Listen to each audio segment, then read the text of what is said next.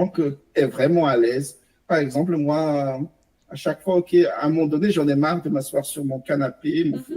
pas canapé, pardon, mon fauteuil, mon bureau. OK, je prends mon ordi, je vais aller au 12e étage. Là-bas, il y a un salon, tu peux t'allonger, tu peux prendre du thé. Voilà. C'est, et au fait, c'est le bureau. Ça m'a vraiment surpris, mais aussi, ce que j'aime, voilà, je pense que c'est une des raisons pourquoi je suis resté encore chez Google. Ok. C'était surtout mes collègues. Vraiment, Ah, vraiment c'est la culture, en fait. C'est la culture d'entreprise que j'aime vraiment beaucoup. En fait, comment dire, déjà, tu travailles avec des gens qui sont vraiment, comment dire, qui sont vraiment, vraiment intelligents, beaucoup plus intelligents que toi, qui sont des experts mondiaux dans leur domaine. Ça, mhm. déjà, ça t'aide vraiment à grandir, à t'améliorer. Et la culture, au fait, on essaie toujours, on s'entraide, il n'y a pas vraiment de, comment dire, si, voilà, si tu as un trouble. Déjà, quand on arrive, en fait, Mhm, sache que pendant les 3 mois, on est dans le onboarding. mhm. Du coup, pendant 3 mois, on est formé. Vu qu'à Google, on utilise beaucoup d'outils. Du coup, pendant les 3 premiers mois, on est formé on n'est pas encore productif, on est formé par beaucoup de technologies. Aussi, euh, qu'est-ce qui m'a surpris? Voilà, c'était la culture, en fait, c'était différent. Je pense aussi que c'était aussi par rapport à mon job précédent Mhm. Oui, tu as fait un peu qui était différent, l'évaluation entre les deux. qui était différent en maniant bien, mais vu que je suis passé de France à UK, la façon de travailler des anglo-saxons, c'est différent. Il y a vraiment pas de distance. Il y a pas de Ah, distance entre toi et ton manager. Toi et ton manager, on se tutoie, on se parle tout le temps. Il y a, et j'avais vraiment, comment dire, en France, c'est différent. Dans toutes les entreprises où je travaille en France, il y a une certaine distance, surtout par mhm. rapport à la hiérarchie. Hiérarchie, ouais. Il y a, il y a ça, et c'est ce que j'ai bien aimé. Et ouais, il y a aussi vraiment l'opportunité, quoi. Ouais, Il y a c'est ça. beaucoup d'opportunités chez Google. Donc, par exemple, là, il y a 3 mois, pendant 3 mois, de janvier à mars, j'ai fait une rotation à Google New York. J'ai bien aimé. Mhm. Donc, il y a beaucoup d'opportunités en interne aussi. C'est ce qui est très Hmm, bien. ok, super. Et Ah, ok. moi, mais Mhm, la vie n'est pas rose, hein. mhm. Moi, je dis, il y a aussi des choses pas forcément positives, des choses négatives comme, pas négatives, mais aussi, il y a aussi, comment dire, euh, le, le revers du médaille, pas revers du décor, je sais pas comment on dit, c'est quoi l'expression française? Pas négatif, mais le prix, c'est que c'est travailler, c'est stressant, tu dois être productif, il y a les évaluations. Ah, C'est évalué, évalué, évalué, évalué au fil des années. Au fil, 2 fois par an, tu es évalué par rapport à ce que tu as accompli, par rapport à mhm. l'objectif fixé, tu es évalué par rapport à tes collègues, comment est-ce que tu es assez productif par rapport à ton niveau, parce qu'il y a des niveaux, il y a différents niveaux par exemple, là, je suis niveau 4, je suis Mhm. ingénieur L4, niveau 4, par rapport à ton niveau, comment dire, est-ce que tu as atteint les objectifs par rapport à ton niveau? D'accord. Et est évalué en permanence et chaque résultat d'évaluation compte. À chaque année, en fait, on prend les résultats de ton évaluation et on utilise ça pour savoir quelle sera ton augmentation salariale. Ah, Est-ce que d'accord. tu vas, est-ce que par exemple, tu es à niveau 4, mais tu as très bien travaillé, tu as dépassé tes objectifs. On va te proposer de monter au niveau 5. Du coup, Ok. il y a, Et est-ce du coup, qu'ils voilà, virent des personnes suite à ça? Genre, si la personne est en niveau 4 par exemple, ils virent les personnes au niveau 3 s'ils n'atteignent pas les objectifs ou comment ça se passe?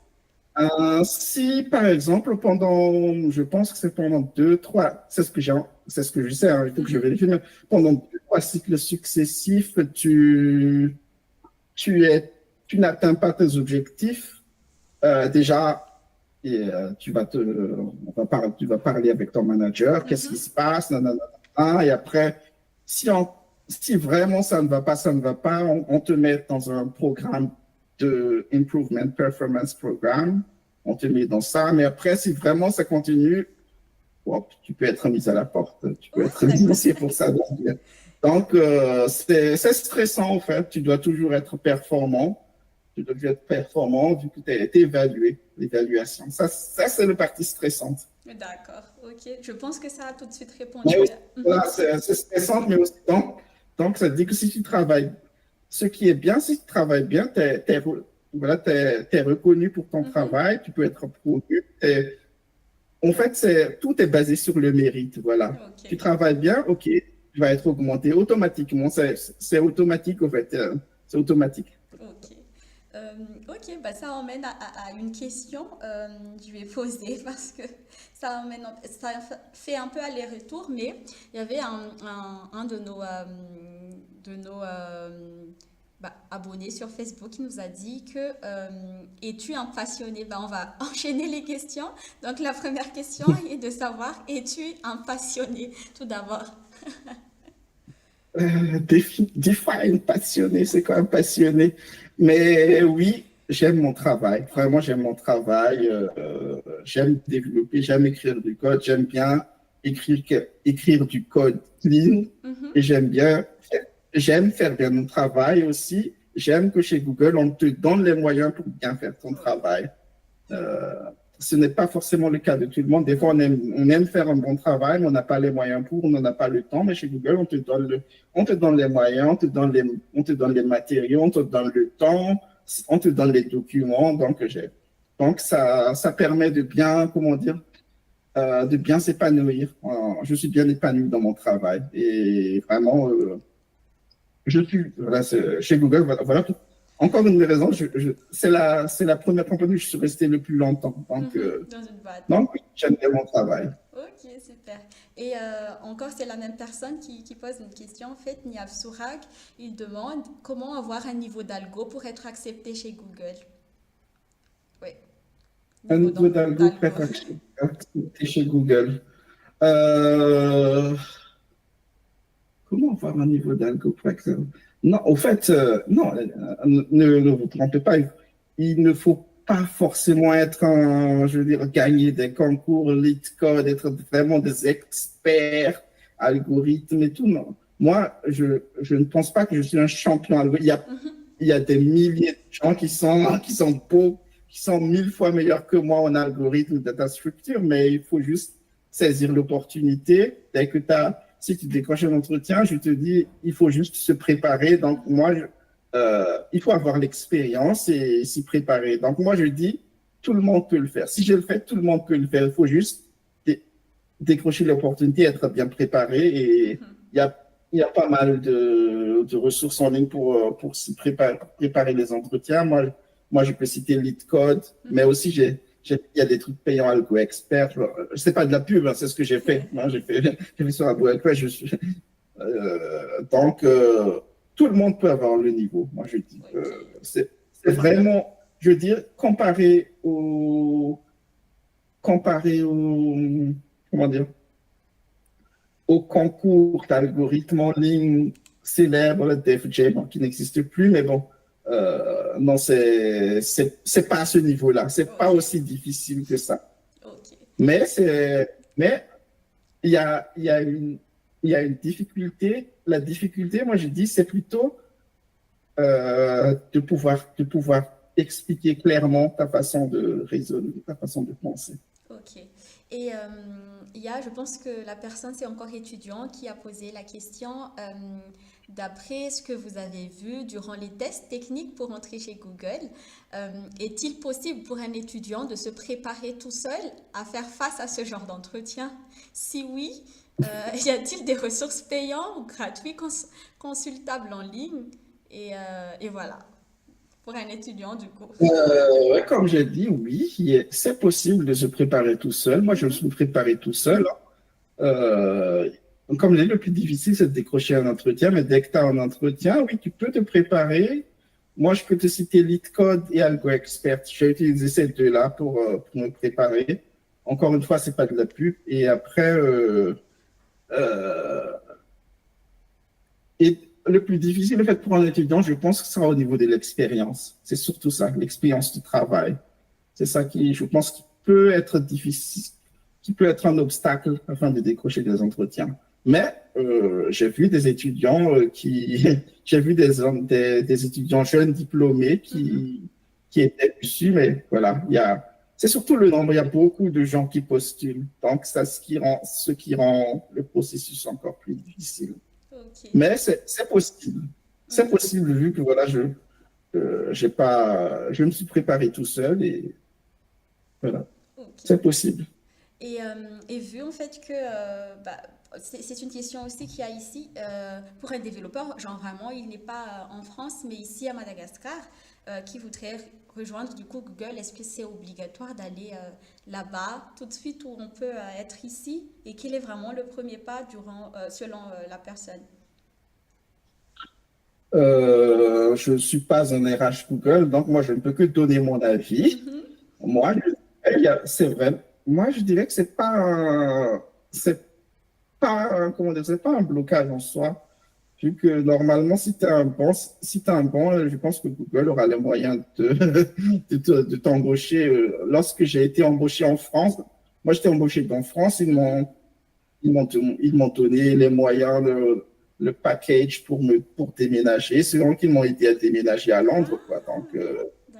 Donc voilà, ils m'ont payé le billet d'avion, ils m'ont donné une maison temporaire là-bas, voilà, ils m'ont aidé à déménager. Donc non, c'est pas, je dirais plus, c'est encore une fois l'expérience et la chance pour décrocher un entretien. Même si il y a, j'ai vu des personnes qui étaient pas en Europe, mais qui étaient embauchées. Donc, il n'y a Mhm. pas de raison.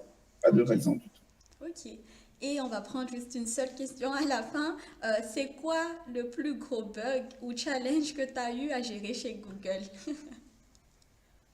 Euh, Groupe, gars, ça fait maintenant 4 ans, il s'en est passé des choses, hein, il s'en est passé des choses, mais je dirais qu'un des plus gros challenges, c'était même pas du développement, c'était pas un bug, mais c'était une migration des bases de données. Mhm. En fait, j'étais tout seul. Du Mm. coup, pour migrer une base de données, voilà, c'était en production, en plus, il a fallu à un moment donné supprimer, décommissionner, puis restarter la nouvelle plateforme, puis migrer. Mais à un moment donné, ça a planté, du coup, ça a fait un bug pendant, je sais pas, pendant une demi-heure, il n'y avait plus rien en production. Du coup, Mm. j'ai pas assez stressé, mais c'était le week-end. Ok.